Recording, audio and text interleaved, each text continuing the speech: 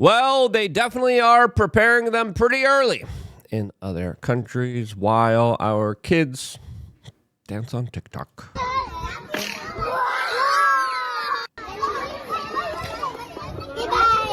That was created by some of these same Chinese engineers, as truly the situation doesn't look good for the United States, as there are now multiple factors here, especially when it comes to the geopolitical tensions that have been rising internationally, as Russia just came out and made some very big bombastic claims. All of this as the face of conflict and modern warfare has changed dramatically to the point where it is not recognizable from just a few years ago, as it is becoming way more sophisticated, way more underhanded, and way more dastardly.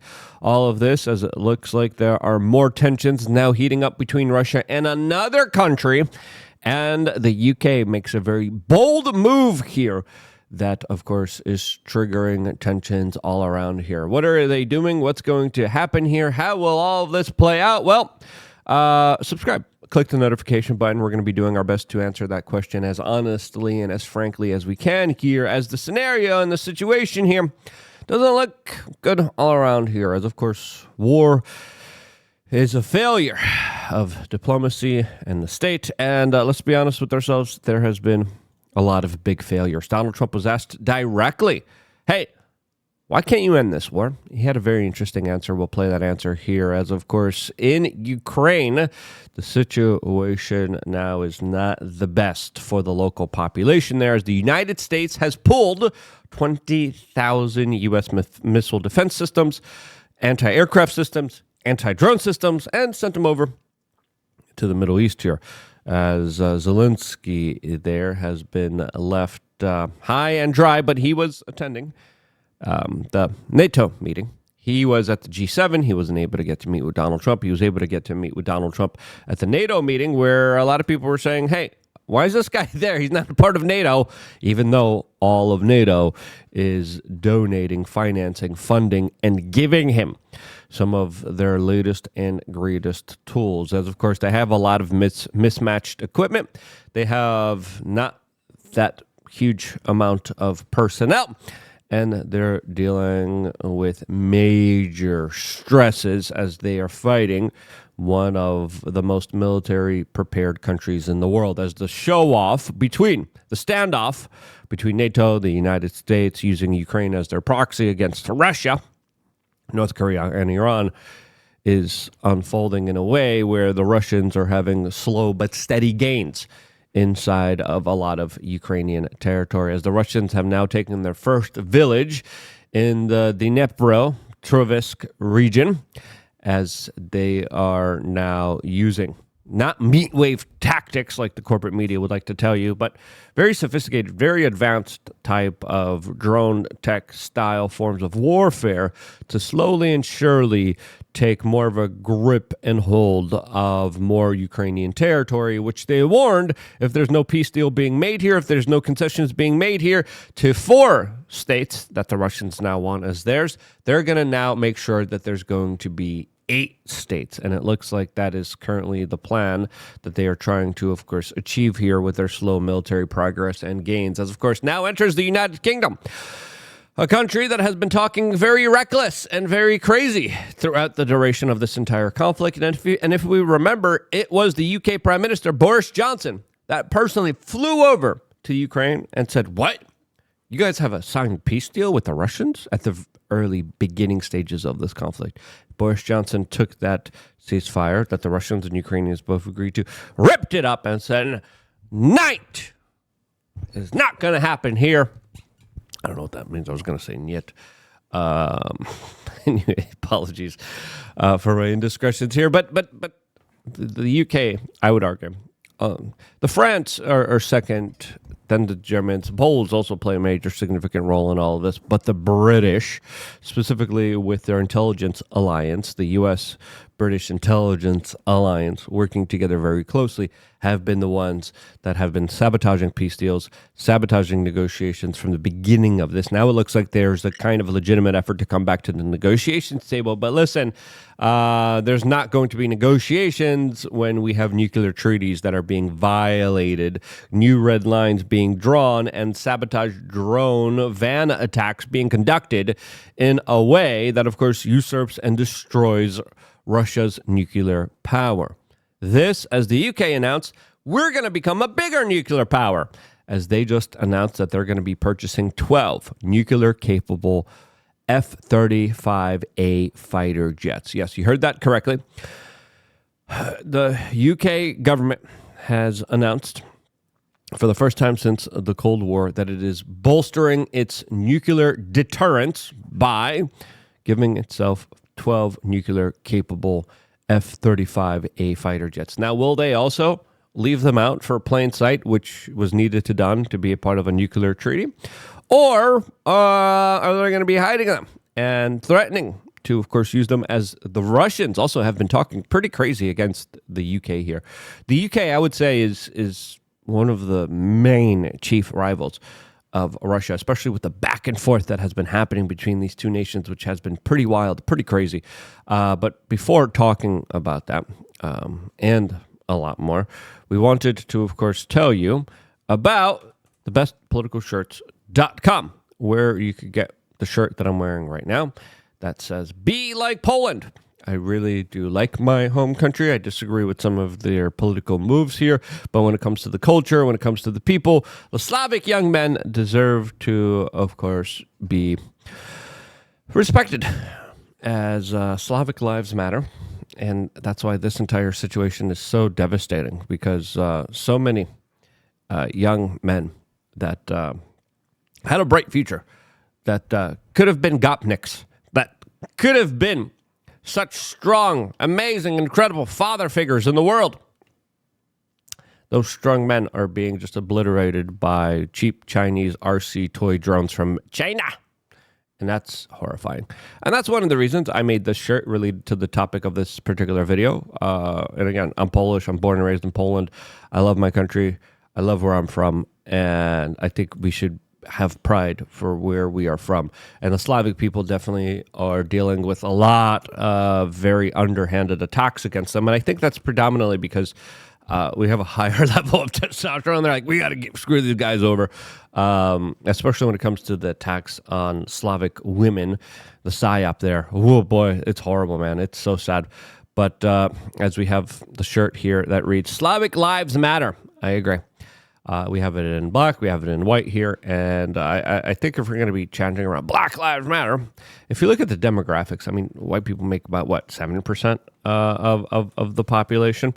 Yeah, I think that is worth fighting for. And we got 2 other Polish T-shirts. You just type in Poland into the search bar, bada bing, bada boom, you can get the shirt that I'm wearing here. And of course, you don't got to be Polish to wear this. You can just be like, hey, I like what they're doing in Poland. I want to make sure that the world is like Poland. If the world was like Poland, it would be a lot safer. And I think it would be a whole lot more awesome, especially with the bigos, the smalets, the pierogis, and all of the amazing, incredible Polish food that I get to eat with my Polish family. Again, this shirt, other shirts, doing your own forms of lazy activism. To me, there needs to be a stronger push for less war, less conflict. And to me, a lot of institutions have failed us, especially when it comes to the very escalatory nature of this entire saga that clearly is taking a very bad negative turn here and will only get worse from here. Now, the UK saying, yeah, we're going to purchase nuclear-capable fighter jets that are going to be able to strike Moscow, is something that Moscow sees as a threat against itself.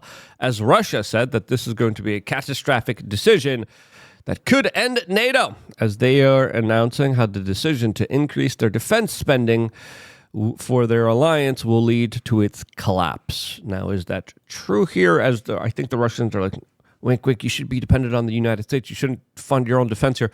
It's a little weird when the Russians are like, yeah, don't fund your own defense here. You don't need more defensive capabilities here. Like, okay, the person that I wouldn't trust that type of recommendation from is the type of country that's at war with us. Because this is a war. Let's just be honest with ourselves. Russia is at war through, again, the United States is walking out of this, but NATO. Now, will Donald Trump pull out of NATO? There's been serious considerations and talks about that. There's been threats by Donald Trump to do that. Will he actually do that when Europeans are finally financing themselves? I think that's a possibility here that needs to be examined here, because Europe and NATO has been talking recklessly and insanely throughout this entire endeavor. And Donald Trump has announced that he has been trying to achieve peace here. And he was asked point blank, hey, you promised day one you would end the war between Russia and Ukraine, and you didn't. What happened here? And this is what Donald Trump had to say when asked about this at NATO. You've now been in office for 5 months and 5 days. Why have you not been able to end the Ukraine war? Because it's more difficult than people would have any idea. Vladimir Putin has been more difficult. Frankly, I had some problems with Zelensky. You may have read about him. My question to you is whether or not the U.S. is ready to sell anti-air missile systems, Patriot, to Ukraine. We know that Russia has been pounding Ukraine really heavily right now. Are you living? Yeah. Well, listen, Donald Trump was like, see you guys.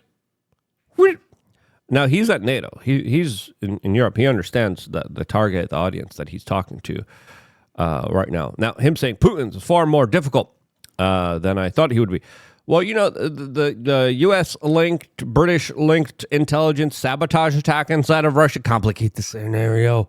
You know, the United States bombing one of the chief kind of economic and military partners of Russia kind of makes it a little bit more complicated.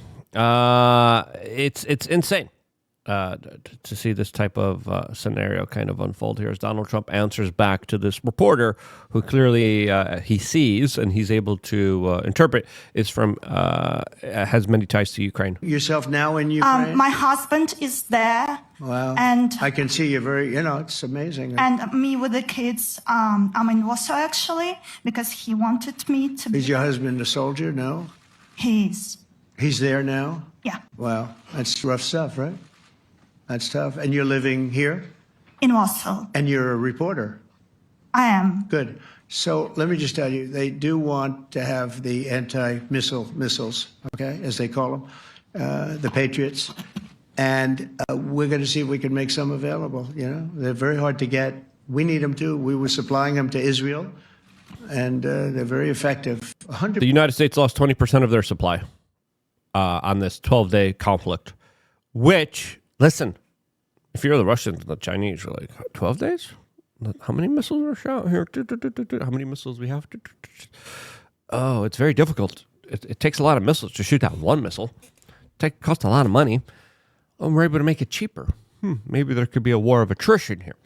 And again, I think one of the main reasons why there's no peace deal here is because of the kind of covert, aggressive nature of a lot of the intel agencies that have been pushing this. And Donald Trump's decision to bomb Iran here also has muddied the waters and complicated the scenario and situation that much more.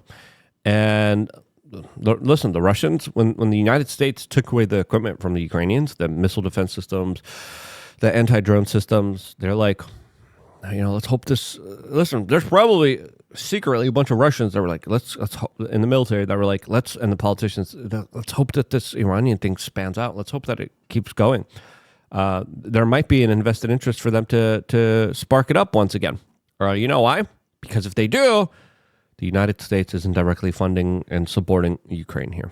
100% effective. Hard to believe how effective. And they do want that more than any other thing, as you probably know. That's a very good question. And I wish you a lot of luck. I mean, I can see it's very upsetting to you. So, very empathetic kind of response here from Donald Trump here, as Donald Trump also previously came out and said during this NATO conference, it does look like Russia might invade other countries after Ukraine here, as Russia now has given a, quote, a chilling World War III warning to Brits as one of the top Putin aides issues an ultimatum, as Russia has warned the UK of the consequences if it continues to provide military training for Ukrainian troops, claiming it is directly complicit in the conflict. Well, they are. They prolonged it. They're involved in it. They're giving equipment to it, and the Ukrainians are just the proxies for the NATO and the Europeans to be able to of course, hit the Russians. And again, I'm no fan of Russia, okay? Clearly, there's a long history here.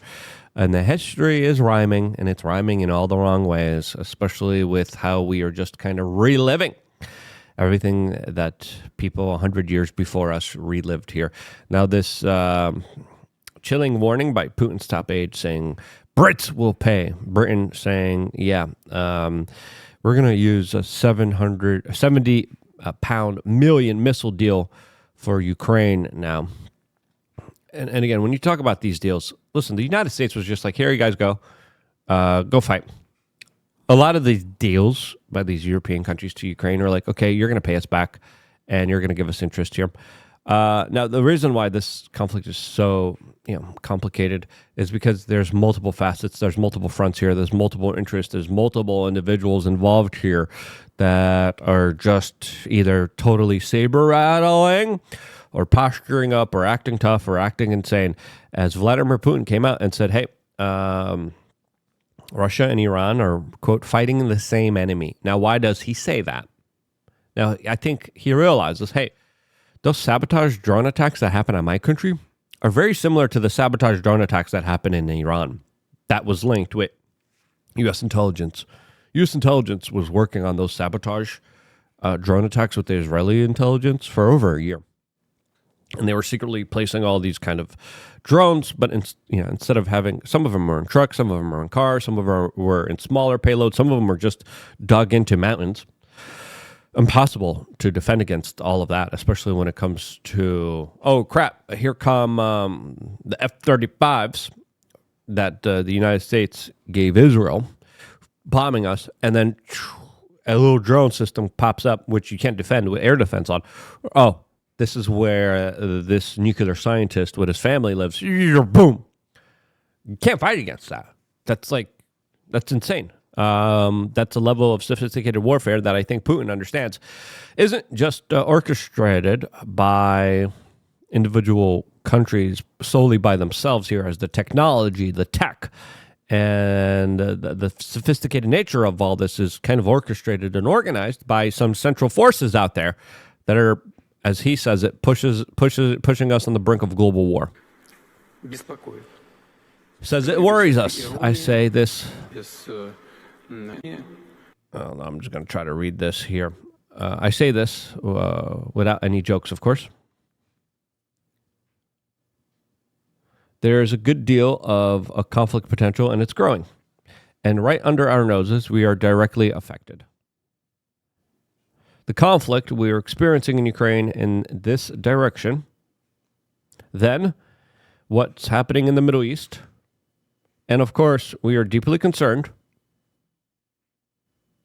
about what is happening around Iran's nuclear facilities.